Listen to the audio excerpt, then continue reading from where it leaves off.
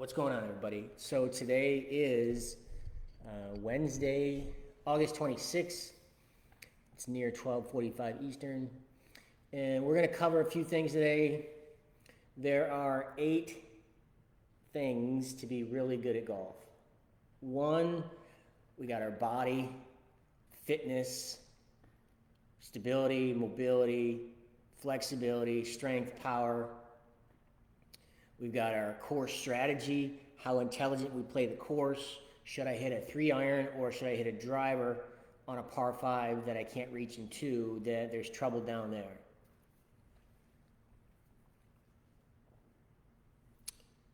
Mindset, like confidence. Confidence comes from having a better skill set in putting, finesse wedges, bunker, distance wedges, and the full swing. Have spoken to quite a few of you this week and last week, and the common thing I hear is, "Oh man, my driver's killing me." Okay, well let's break down if it's really killing you. Shot an 88. All right. Of those 16 strokes over par, what you're telling me is all 16 strokes were from the tee box, is where you lost 16 strokes. You didn't lose any in putting, you didn't lose any in finesse wedge, you didn't lose any in bunker or the distance wedge. You weren't long or short or left or right on your distance wedges. You didn't make a mistake intelligently on the course strategy where you decided to go for it when it was 222 over water and you took a 7 when you could have laid up short of the water. Then you could have hit over the water with a wedge and 2-putted for par, or maybe got close to 15 feet, 20 feet, 30 feet, 12 feet, and made a 1-putt. So we got those 8 categories: the body, the mindset, the skill set, and the core strategy. The skill set is 5. There's 5 skill sets. Now the long game, if you can, what if you decided to put your 3-wood and your 5-wood in your garage and didn't put them in the fucking bag and take them to the course and play 2 rounds without a driver or 3-wood? Could you try that? Could you play up, maybe instead of playing from the back tees, play from 1 tee up and maybe play a 6,200 yard course versus a 7,000 yard course? Play from 6,000, see if you can just use your 5-wood or your utility wood or whatever you hit off the tee besides the 3-wood and the driver, and see if you can get in the fairway, see if you can hit the green, see if you can score and chip and putt and get around the bunker, and see if you can score. That's going to give you some confidence, and confidence comes from skill set.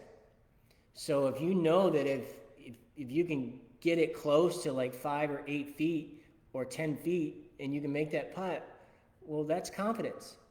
So putting, reading the green, you all know how to read a green now, and that just, the more times you read a green, the better you get at it.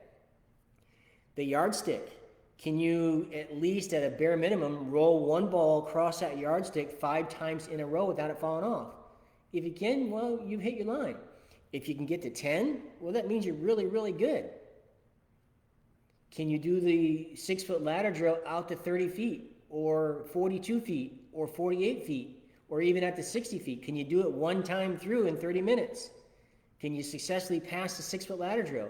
If you can, well, then your skill set's improving, and then you should make more putts as long as you go through your routine. That's why we have a routine, the think box and the play box, the think box and the play box. You're going to think about all the things you need to do analytically, and then you're going to use your creative mind and go for the target in the play box. Finesse wedges. So let's talk about block practice versus scoring and performance. So block practice, finesse wedges, I might do some block practice for 3 minutes every single day. Every single day that I practice. So for example, finesse wedge, I'm going to laser beam in front. My weight's on my 60% of the weight is on my lead foot. I'm going to put the club back here. There, I can practice that for 30 seconds, just getting my right posture. Here's the takeaway. Up the plane toe up. Here's the takeaway. Up the plane toe up. I can throw the club head down. Spaghetti arms. I can work on the sequence. Up the plane toe up. I can throw the club head down. Then the arms and chest. And then the hips. You do this for 3 minutes a day, and just this motion in your garage, in your basement, in your backyard, in your attic, wherever, the more times you do this, it just becomes second nature. Now, this is just second nature for me. I can control this club head, this club shaft, and this club base with my right arm. That's the finesse wedge sequence. I can control it with both arms. That's the finesse wedge sequence. Now, when you go out to practice chipping and finesse wedge and pitching around the green from 30 yards and in, play a game. Do some random practice. Grab a ball, find a hole 18 yards over there, or just pick a hole and see how far it is. Walk it off, walk how many paces it is. It could be 18 yards. Say, okay, well, let me grab my 55-degree wedge, or my 59, or my 50, and play 3 different shots. If it's 18 yards, half of it would be 9 yards. What would you carry 9 yards and it rolls out the other 9 yards? If you don't know, well, practice it so you do know.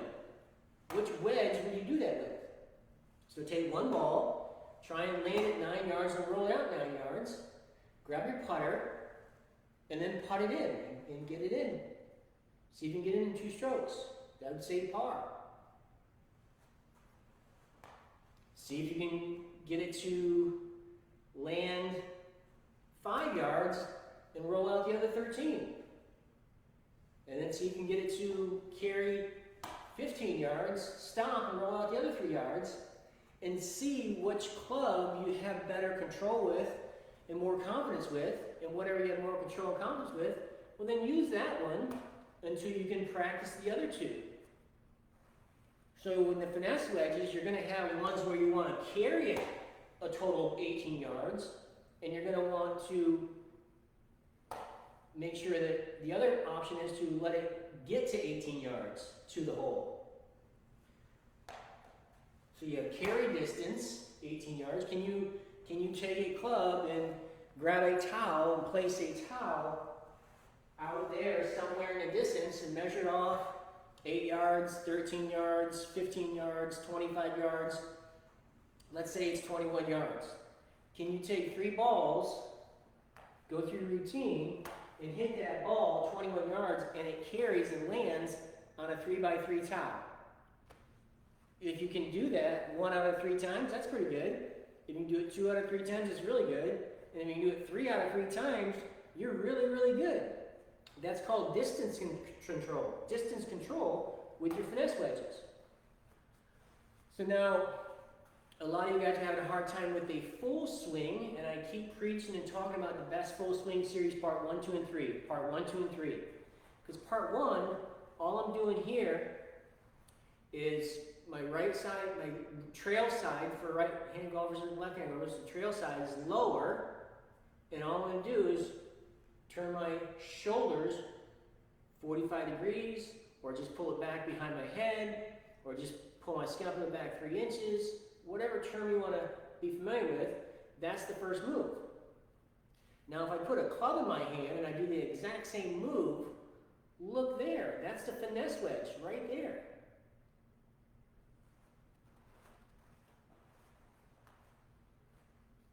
Here's the fit. So if I just do this drill, which we talked about, just rotate the pull the shoulder behind my head. If I just do that 45 degrees, if I do it 60 degrees, there's 45 degrees, there's 60 degrees, right there, up the plane toe up. So by training the full swing, you're training also the finesse wedge sequence.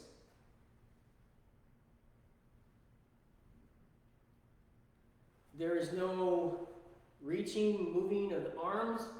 I have my hands, arms, and shoulders connected together. My dimples are pointing to the sky, And the back of my triceps and biceps are connected to my chest or my rib cage. And it's a structure. I'm not letting it structured. All I'm doing is I'm pulling my shoulder and my scapula back 3 inches. There's the takeaway. There's the takeaway in full swing. There's the takeaway in the distance wedge. There's the takeaway in the finesse wedge. It's the same thing. So the finesse wedge sequence is here.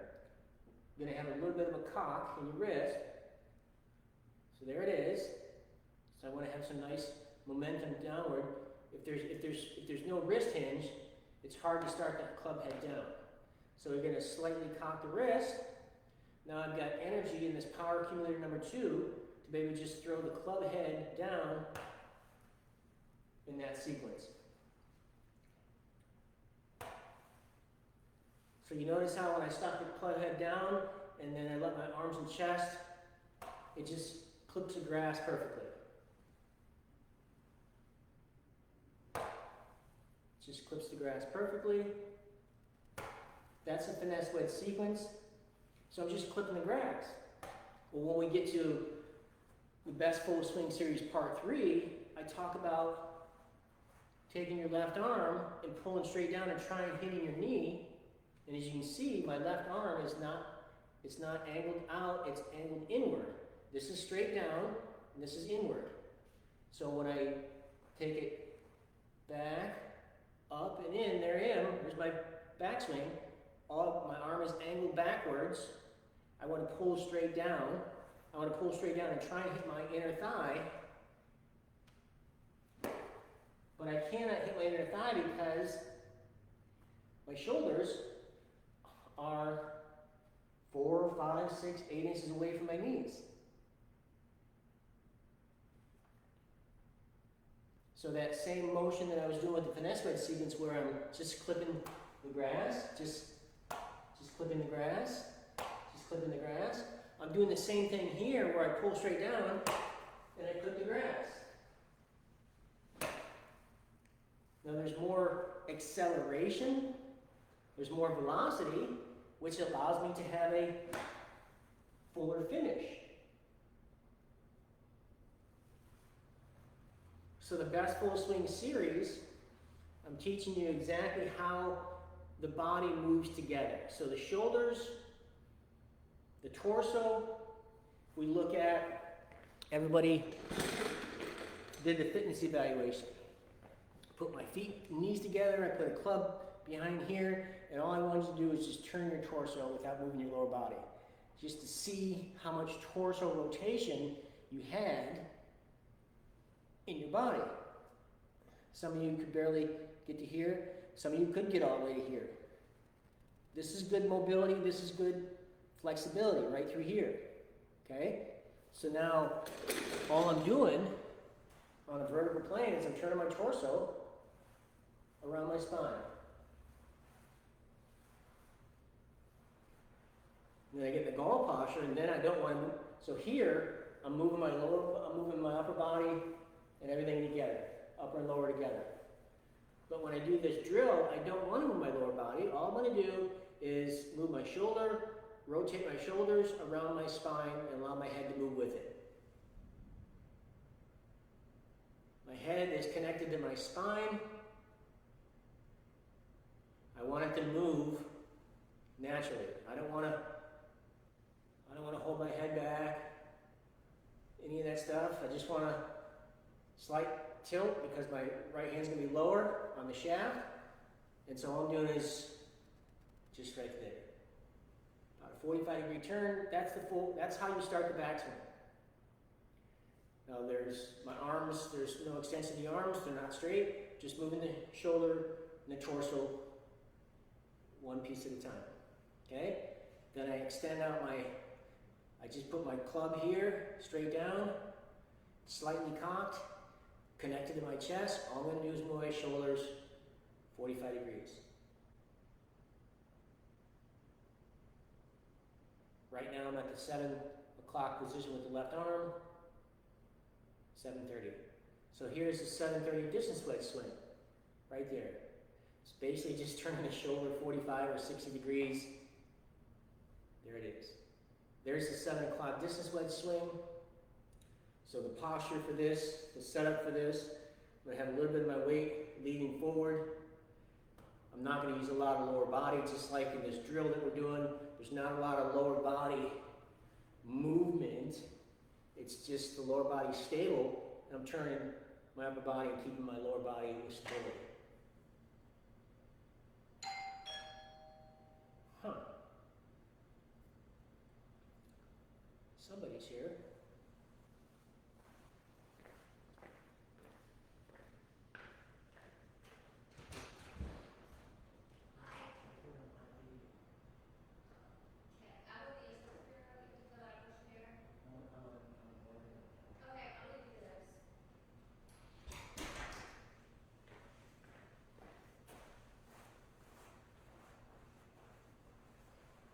So the right shoulder here, I'm really stable. I'm loaded up on this glute here, and that's just the first part of the swing. So then if I go back to just turn, put the club in my hand and pull that shoulder back, hands are still right hip high. And right here, hip high. That would be the perfect finesse wedge. That could be the perfect 730 swing. Now for the 730 swing for the distance wedges, a little bit of weight on my left foot. It's just more hands, arms, and shoulders, more hands, arms, and shoulders to 9 o'clock. There's not a lot of hip rotation in the distance wedge. I want to keep it nice and stable because I don't need a lot of power. Remember, the distance wedge is really only going to be 7 out of 10 energy, velocity, acceleration. Whereas if I was going to hit a full 9-iron shot, you know, that's 10 out of 10 energy, full 10 out of 10 energy. But for distance wedges, I just want to get to 9 o'clock, have a stable base, and then swing with grace. Just pull straight down, shift my weight. You see my right foot, my knee, my hip, and then 7 out of 10 energy. With the finish right to here. Distance wedge swing 730, 7 out of 10 energy. And I can just practice this in a mirror and a camera. 5-10 minutes a day just on distance wedges. That's 730. 5-10 minutes a day just on 9 o'clock swing. 7 out of 10 energy. And then at the same time, we can still, now that we've worked on the backswing, shoulder, and then once I get to here, I'm going to elevate my left arm, but I'm going to come over my right shoulder. Elevate my left arm. That's all the left arm does. It elevates and comes across my chest. Not behind my chest, not behind my arm. That's going to get too flat. It's just going to elevate and come across. And it's going to get up to about shoulder height, maybe a little bit higher than shoulder height. So we'll look at what the left arm does. So I'm just going to turn my shoulder, and I'm going to elevate my left arm. It's a little bit above my shoulder, a couple inches above my shoulders. Turn my shoulder, pull my shoulder back. My right arm, my left arm's angled in. It's not out here. I see a lot of you guys coming out this way. Just gonna bring it right to here. And then I'm gonna elevate it, shoulder height, there it is. That's all the left arm does. And then the right arm, all it does is it bends and it slightly externally rotates.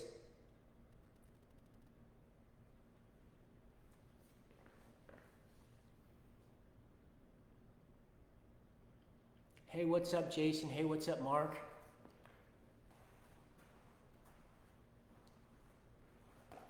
So the first part of the swing again, pull the shoulder back, elevate the left arm, and right here, as I start to elevate the left arm, I'm going to continue to go from 45 to a 90-degree turn, 80-degree turn. Don't have to get crazy out here. So I'm going to start my shoulder turn. I'm going to elevate my left arm, continue my shoulder turn, full backswing. My hands are about a couple inches above my shoulders. 10 o'clock on the clock. 9 o'clock, 10 o'clock. That's the full backswing. And then how do we start the downswing? Well, once we get up here, we're just going to squat. So the squat is the same thing as a step change direction. So if you're having a hard time figuring out how to squat, well, just do the step change direction drill. It's the same move. All we're trying to do is get our weight to shift to the other side.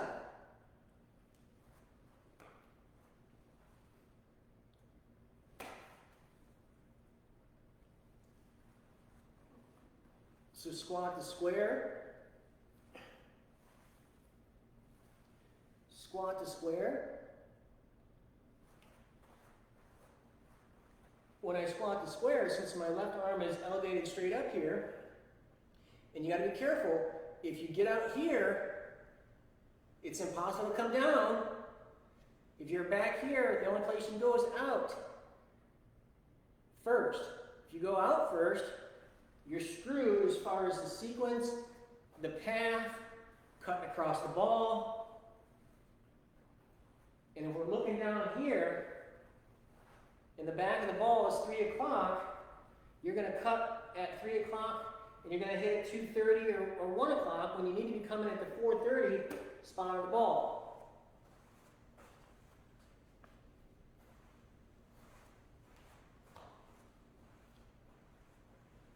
So squat to square. Squat at the same time I'm doing the squat to square, I just want to pull my arm straight down. So I'm gonna squat to square and pull down.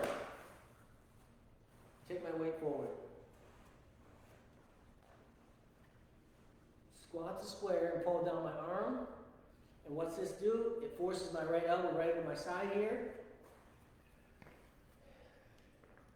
And this goes back to this LC1 lower compression training aid. I've been preaching about this for about 60 days. Anything that I talk about and I recommend getting, it means I've tested it. And I tested this. And based on what we're trying to learn, a new pattern in our full swing, where you guys are having such a hard time with the driver and the long irons, well, if I put this contraption on my arms here, and all I do is I pull my shoulder back,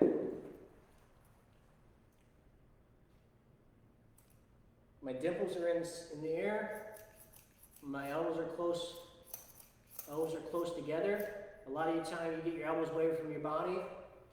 I see some of you guys where you get your elbows away from your body, and it gets way out here.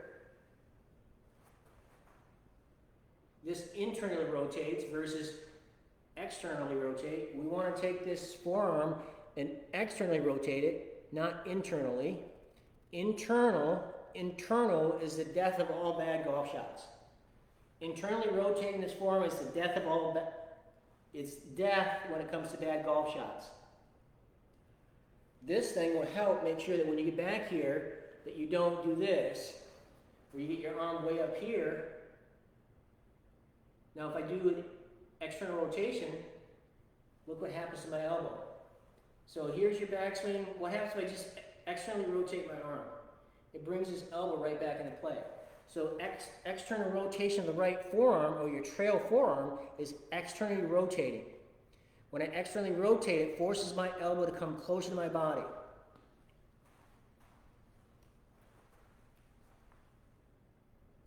This is a good downswing sequence.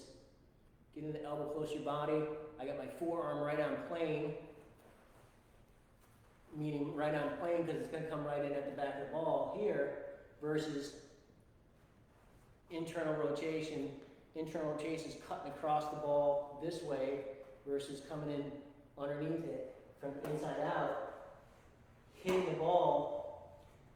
If the ball back this way is 3 o'clock, and that way is 9 o'clock, and this way is 6 o'clock, you find a spot right in front of you on the ball, 6 o'clock, and the back of the ball is 3 o'clock. You want to hit that ball on the dimple right around the 4:30 spot on that ball, and you're coming from the inside, and if this elbow is leading just like this, and it's externally rotated, then you're going to be able to just fire right through like you're playing baseball, and you throw, you lead with the elbow first. You don't lead with the hand. You don't lead with the hand. You lead with your left side of your foot. So if I was to just lean back and throw, it's the same motion as I squat to square. If I'm going to throw a ball, I'm going to load up on my right side, and I got to get to the other side, and I'm going to squat and square. So my hips should turn back. I'm going to squat and square my hips, and then I'm going to throw and follow through. But this LC1 compression, there's a link on the group, there's a link here, there's a link everywhere. There's a video on how to use it. The biggest benefit for me that I found was making sure it keeps my elbows closer together. And then when all I do is I just pull my shoulder back, here I am. This is the startup. First part of the takeaway of the golf swing, there it is. You know, if you guys see Justin Thomas, the number 2 player in the world, the first thing he does when he is in his play box is his last move is this right here. That's his last move. He's just making sure it looks right and feels right. And this is how you can train the first part of the swing. All I'm doing is I'm rotating my shoulder back. My arms are just connected to my chest. Now I've got a full nice width here. My left arm is straight.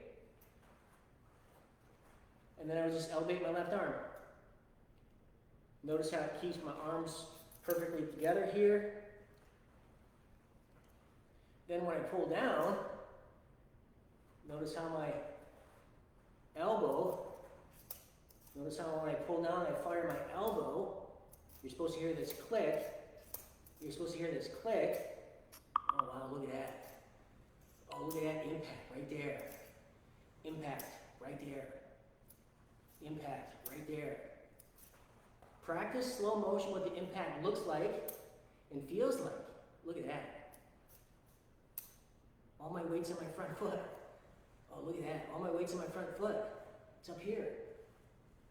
There's the impact. So we got backswing.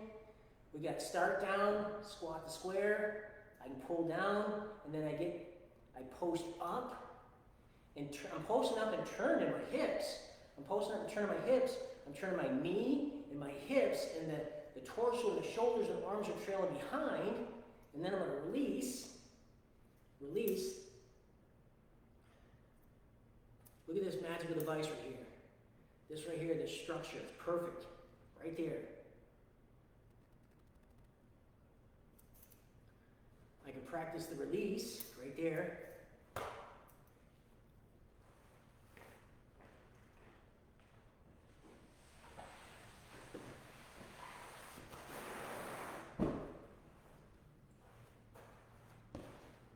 I can practice the release by turning the club upside down and doing the same thing from the top here, and just snapping my elbow. My elbow, I've done this in the training before, I want my elbow to hit the side of my rib cage at the same time that my lower body's leading. Okay? This will help accentuate that feeling. Feel is real. And then I can go ahead and snap and try and pull this back. Because if you do it the other way around, you'll break your wrist and you'll snap some tendons if you let that club head just try and stop it there. So then you would go, you get an impact bag.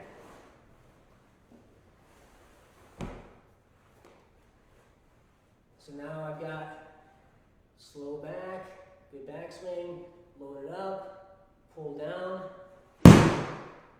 There's the impact fixed. Look at where I want to be right there. Left wrist is arched,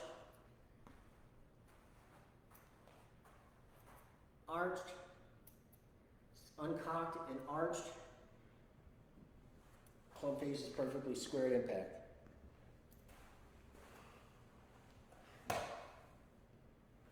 And so then you can just work on 9 o'clock to 3 o'clock, right there.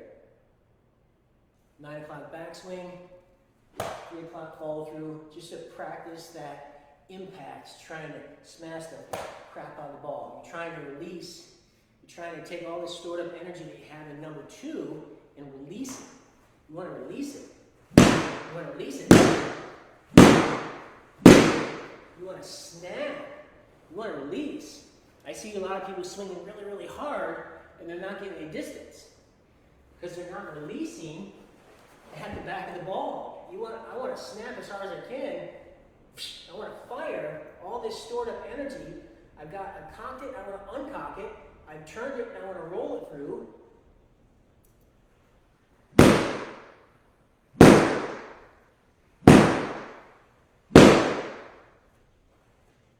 You can hit a couple 300-yard drives just by there and then finish. Release here and then finish.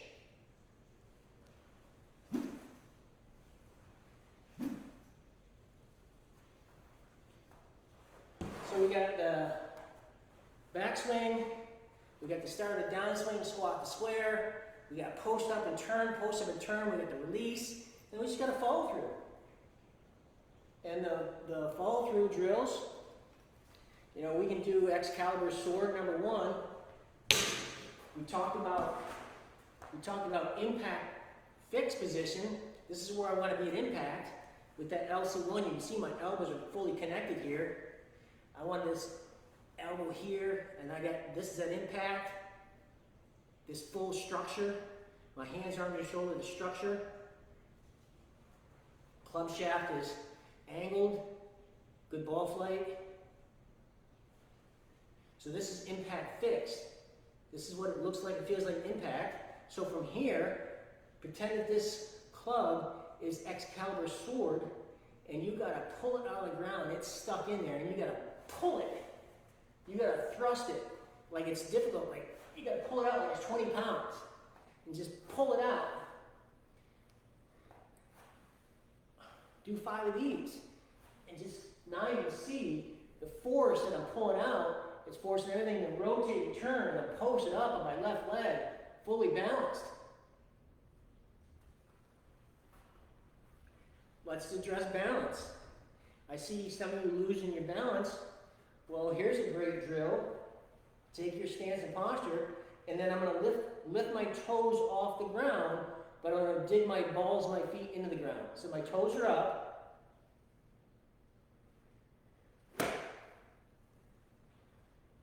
Toes are up, balls of my feet are dug in the ground. Perfect balance. That's one way to get better and better balance, is lifting your toes off the ground and do some drills like that. So right from Excalibur's sword on the ground, we can do one-arm pull-downs. One-arm pull-downs is to help establish a new motor pattern that you've been doing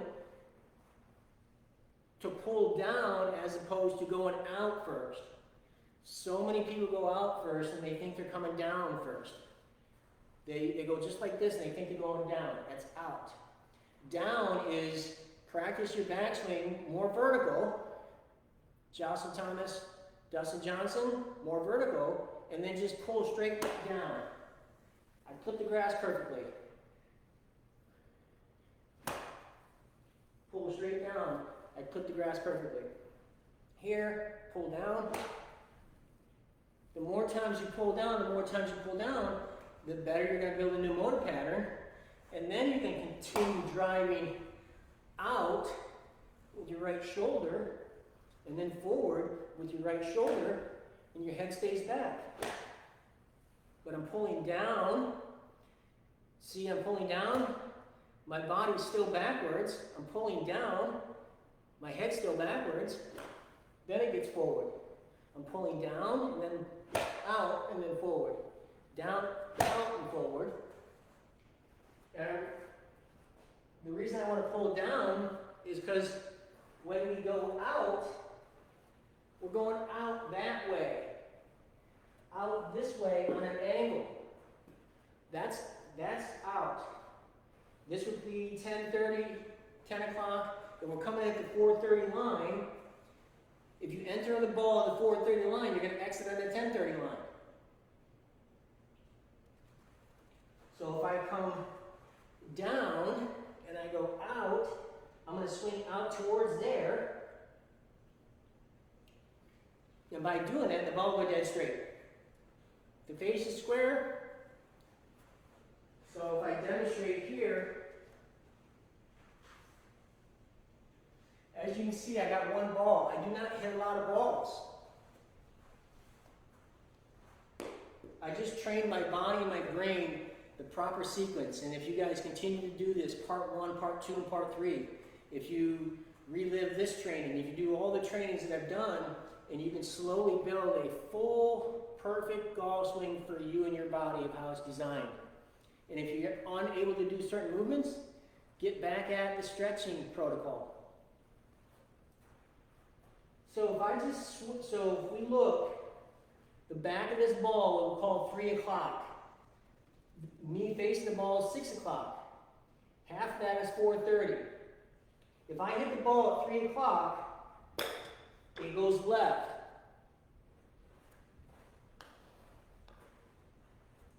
If I hit the ball at 4:30, aimed at this white stick, if I direct my hands from the top of my shoulder and I come down, I'm coming down, even though the club head's coming down, this head, the handle's coming down, and then when this releases, the head will fully extend, bent or cocked, fully extend.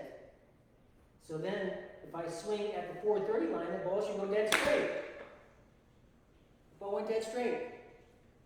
So but you've got to train your brain to trust that I need to swing out for the ball to go straight.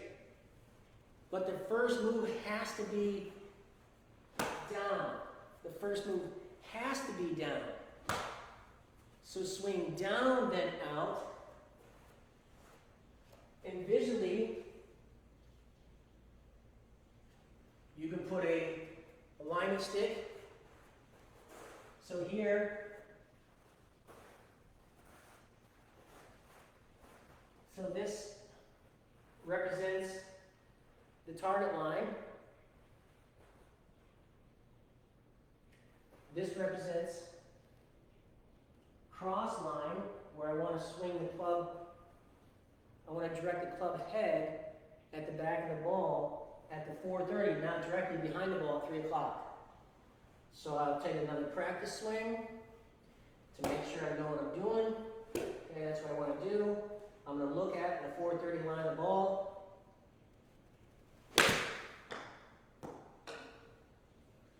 Yep, I just trained my brain that if I swing out towards second base person, 1030, swinging through the 430 line, whatever terminology feels good to you, the club face will make the ball go dead straight.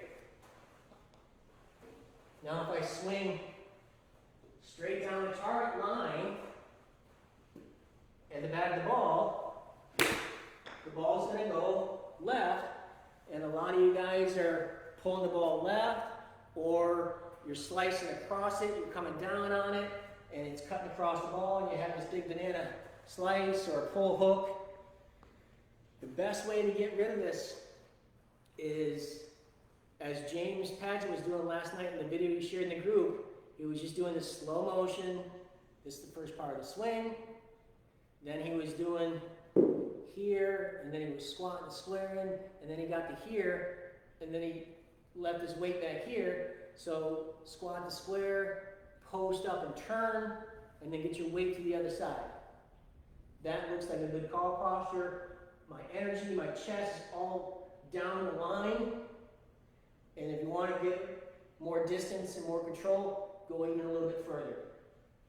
This is what the part 3 does. It helps you pull Excalibur sword out of the ground so you understand how to train the body to rotate further. And then the one-arm pull-downs also help that as well. So the one-arm pull-downs help you finish to a full swing, but it also helps you do the one-arm pull-down just like that to make sure that you're coming down first. Because the backswing is back, up, and in. So the back, how the club head comes back, is my right shoulder just comes back a few inches. So that's the back. It goes up because I'm elevating my left arm, and it's coming in because I'm continuing my shoulder turn. So it's back up and in, and you want to be careful you don't have too flat of a place, because then you only have room to go out versus down. So take some really slow motion training, back, up, and in. There's a good swing. I can do this. Well, that looks good. That looks good. I can do that 1,000 times in a month. That looks good. My hands are just getting to shoulder height. You notice I can get in here and I'm not trying to do further. There's no reason to go further. It's just to here. It's just to right here. Then I've got all my weight on my rear foot. I want to get it to the other side. So then I'm going to squat the square and go right after it. And I want to go after it. I want to get after it. I want to get after it with some speed and acceleration. I want to get after it. I want to get after it. There's a lot of power if you're going to crack a whip. There's a lot of power cocking this wrist. There's the stored power. There's power accumulation. And uncocking is the release of power. And since we're not hitting straight down, we're swinging on an inclined plane. Well, I can release that power right there. And if I release the power and I keep this left hand like this, the ball's going to go dead right. If I get it squared up, it's going to go straight. And if I overturn it, it's going to hook. So all I'm doing is I'm cocking and uncocking. That's it. I'm not doing any manipulation by trying to roll the wrists or roll the hands over. I'm going to cock it and I'm going to uncock it. So let me get a drink of water and see if you guys have any questions.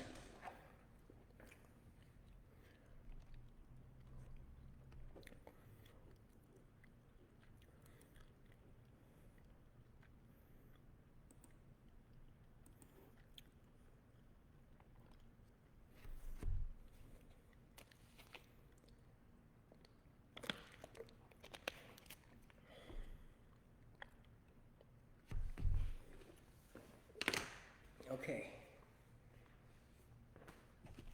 So then I can put on some of these bands. I got the blue Perform Better bands. I'm getting them for $6, a set of 3. I get the green and blue. I'll put the light one around my knees.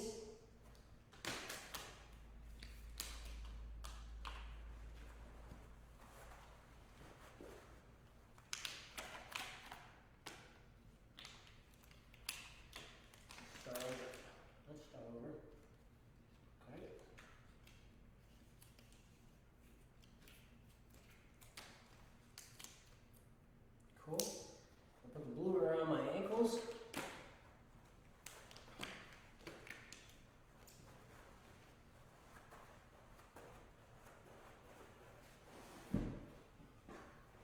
Now I'll do this slow motion training. Now I have my balls of my feet dug in the ground, my toes are off the ground. I got resistance all the way from the ground, all the way up to my glutes and my pelvis area. My abdomens are squeezed. My pelvis is not arched, it's not tucked. So you can go from arch to tuck, and then find somewhere in the middle. Right there in the middle, my abs are fully engaged. So now I'm fully engaged, and all I got to do is this drill. There it is. Now I can really feel, ooh, that's firing. I can feel my inside, the muscles on the inside of my legs and the outside of my glute firing, and so there it is. Look at that posture. So this looks really, really good. That looks really good. My lower body is not moving. It's moving a little bit, but it's not doing this.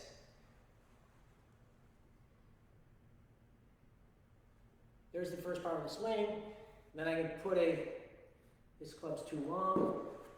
I'll grab a smaller club, a 9-iron here. So right now, this is a workout as well. My glute is firing, my muscles are activated, I'm starting to feel pain and pressure in my legs. So I'm going to do the shoulder turn here with just the left arm. Look at that, that looks good. That's the same thing I just did here. This is all I'm doing here. My glutes are firing right now. Both sides of my glutes are firing right now. So then I can do this here. That looks good. There's the first part of the swing. First part of the swing, this is also the 730 swing. This is all the finesse wedge seat, also the finesse wedge as well, right here. I can do the finesse wedge training with these bands on. Why do I do this? Well, because when I drop my club head down, it forces my knee to turn. Forces my knee to turn where I am. It's the other arms. I see a lot of people do this. Oh, they forgot to move their lower body. So this finesse wedge sequence, oh look at that. Perfect training weight. So now, here's the full swing. Now I can squat to square, pull down and swing. Oh, that looks good. Now I can feel my weight. These bands force my knee to turn and get my toe off the ground, or get my heel off the ground. Everything is towards the target. A couple other things you can do. I can do a step change direction drill. Activating all these, I'm activating the lead side glute too. This is that squat to square. I'm activating here, and I'm squatting, and if we did the butt against the wall drill, you'd notice that the butt stays against the wall versus up here. I see a lot of people do this, and they're swinging like this, when you should be swinging like this. That squat to square. I can do a step change direction drill. Step change direction drill. Whoa. That forces everything. I can do the step change direction drill.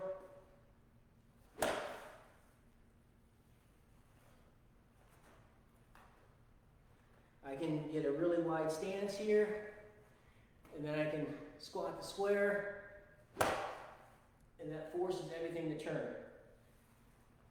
So I've had that on for less than 5 minutes, and every muscle in my body is firing right now. Every muscle in my lower body is firing.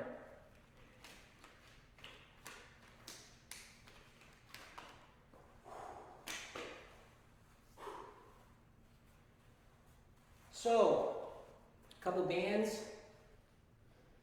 I'm feeling when I do the squat to square, I feel that left glute still activated right now.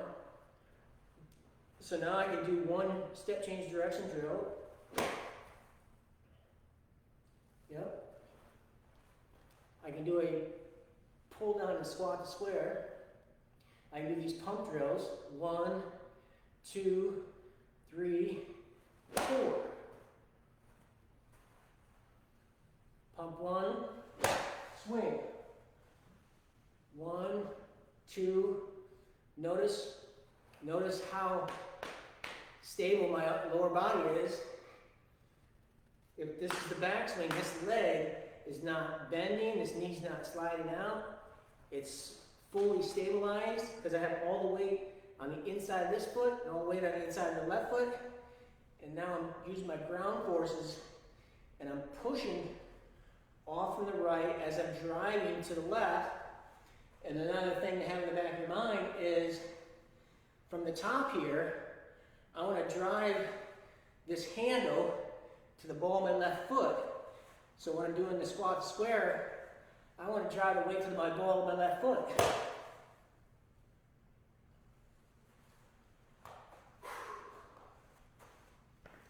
So I'm pretty sure that this training will help you as far as answering some questions you had about the best full swing part 1, 2, and 3. some of the other trainings you could be doing. There's really only 5 skill sets. Putting, by now, most of you average 28, 29, 30 putts. That's good. That's really good.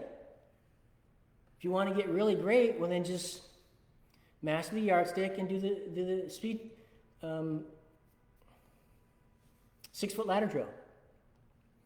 And then if you look at the finesse wedge, once you practice this sequence 1,000 times, it's second nature. Then you just go out and practice performing under pressure by playing games or random shots. Pick a random hole, pick 3 random holes, take 1 ball, see if you can get up and down with your wedge and putter. Try carry 5 yards, try carry 10 yards, try carry 15 yards to the same hole and use 3 different wedges and see which one you have better performance with. Distance wedges. Distance wedges. You can sit here in your basement, in your garage, and if it's hot in your garage, maybe you lose some weight. You do it for 30 days. If you just did this 9 o'clock swing and pulled down 7 out of 10 energy and held that finish 1001, 1002, 1003, that takes 8 seconds. 1001, 1002, 1003. Let's say it takes 10 seconds. You can do 6 of those a minute. In 3 minutes, you can do 18. You can do 18 with 3 different clubs at 9 o'clock. That's 54 reps. 54 reps at 9 o'clock. It's just being able to master the 9 o'clock swing with the distance wedge 7 to 10 out of energy. The distance wedge 7 to 10 out of energy with this finish.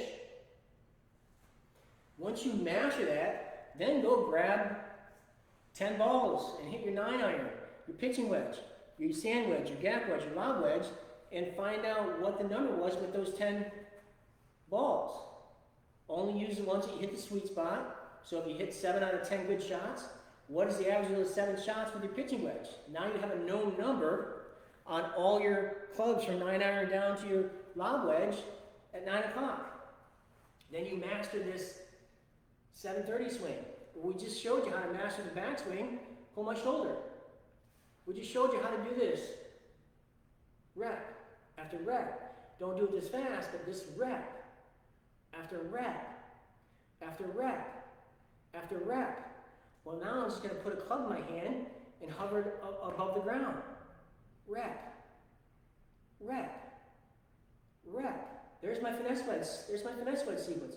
This is my 7:30. So here's my finesse wedge swing. Here's also my distance wedge swing. The difference is with the finesse wedge, I'm going to start with my club head and do spaghetti arms with not a lot of acceleration.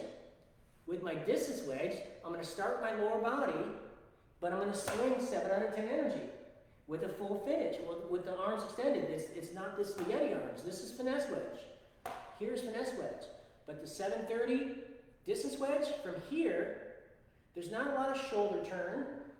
It's just backswing till my arm gets to 7:30. Backswing till my arm gets to 7:30. I'm going to start down and I'm going to swing 7 out of 10 energy and finish here. Practice that. That's probably the hardest one to master is the 7:30. So do it over and over and over and over. And then go out, hit 10 balls, get the average of all those distances. Now you've got known numbers on 5 clubs, 9 pitch, gap, lob, sand wedge. So now you got 10 known numbers, and your brain can figure out, well, shoot, if I normally hit my lob wedge 76 yards at 9 o'clock, well, I got a 70-yard shot. Okay, well, why don't I just, instead of 9 o'clock, why don't I just swing to 8 o'clock? Take a few practice swings, that feels good, fire away. So that's the distance wedges. Bunker. Bunker, you're going to have to practice. I mean, if you've only practiced 1 time since you've been in the program, well, that's going to cost you a lot of strokes. I played around in the last couple of weeks where I hit one green on the front side, and I shot 1 under. I had 9 putts. I had a chip in. Two times I got a birdie from off the green, chip in and putting off the green from the fringe, 25 feet. And then my bunker, 3 times out of the bunker, I got it from 9 feet, 4 feet, 3 feet to save par. And one was for birdie. So finesse wedge, putting, bunker. This is why it's the first thing we do in the first 30 days. You master these things. And if you haven't mastered them, go back and do them again. If you're stuck or uncertain of how to do it properly, I keep posting in the group my calendar. Zoom with Dean. Zoom with Dean. It's there everywhere. It's everywhere. Send me a message. I'll get you my calendar. We can work from your living room. I prefer you working from the driving range, or at least having a space where you can swing a club, not from your office, not from your desk, because we can't do any training. I want to train with you guys. So let's train. Be in an environment where you have a camera, you're at the range, get on my calendar and let's rock. The other thing, if you are shooting 88s or 85s because of your driver, well, what would happen if we spent the next 3 weeks, 21 days, doing what I just did every day for the next 21 days? I would assure you that if you use the LC1 and you break the body down, you break the swing down, specifically for you, piece by piece, and know where the muscles are at, know what's being used and where it is, I can assure you that you're going to own the tee box. Because then you're actually going to swing the club. So now, after doing all this training, no more thinking, no more mechanical stuff, no more analytical stuff. I'm simply just going to swing the club. But I'm not hitting the ball. I'm just going to go through my routine. I'm going to get set up. I'm going to stand tall. I'm going to tuck. I'm going to turn. And I'm going to swing out to 10:30.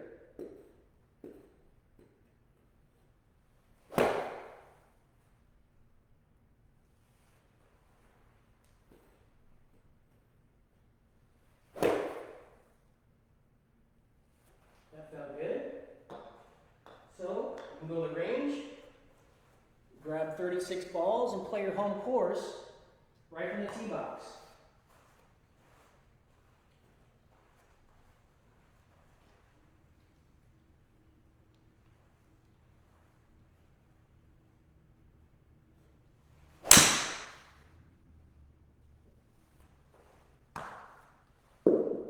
So that's all I have for you today. You guys have any questions? Get on my calendar. If you're doing some training, take a video of it. Share it in the group. Let us take a look at it. James, what you did last night was great, man. Share some more of that stuff. Anybody else that wants to share a video, use the group so I can see it. It's the best. That's awesome. Take a video, post in there, get on my calendar. Let's have some fun. And then just set your identity. Your new identity is a +1 golfer or a scratch golfer, whatever your goal is. Just start talking to yourself. Use some affirmations.